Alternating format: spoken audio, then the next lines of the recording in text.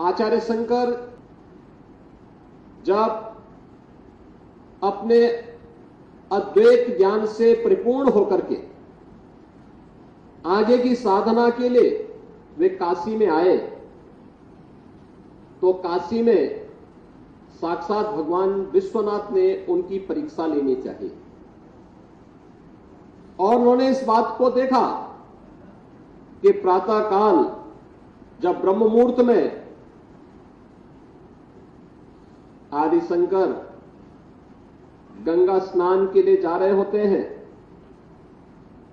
तो वह सबसे अछूत कही जाने वाली एक सामान्य व्यक्ति के रूप में वह उनके मार्ग के सामने खड़े हो जाते हैं। तो स्वाभाविक रूप से आदिशंकर के मुंह से निकलता है, हटो, मेरे मार्ग से हटो।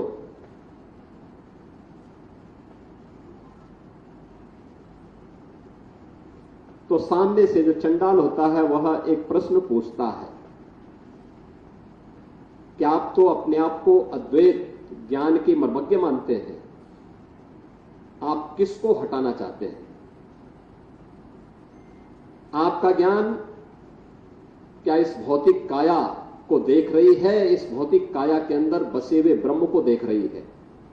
अगर ब्रह्म सत्य है तो जो ब्रह्म आपके अंदर है वही मेरे अंदर भी है, और इस ब्रह्म सत्य को जान करके अगर आप इस ब्रह्म को ठुकरा रहे हैं तो इसका मतलब आपका ये ज्ञान सत्य नहीं है। तो उन्होंने, वे भौचक थे, एक चंडाल के मुंह से इस प्रकार की बात। उन्होंने कहा कि आप कौन हैं, मैं जानना चाहता हूं।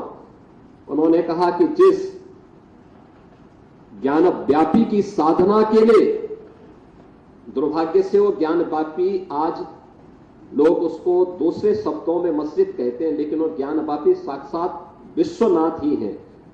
जिस ज्ञान व्यापी की उपासना के लिए आप केरल से चल करके यहां आए हैं, मैं उसका साक्षात स्वरूप विश्वनाथ हूं।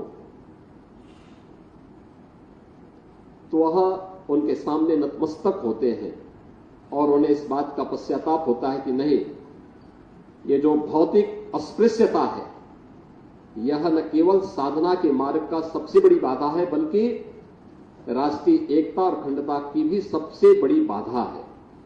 और इस बड़ी बाधा को अगर हमारे समाज ने समझा होता तो देश कभी गुलाम नहीं होता।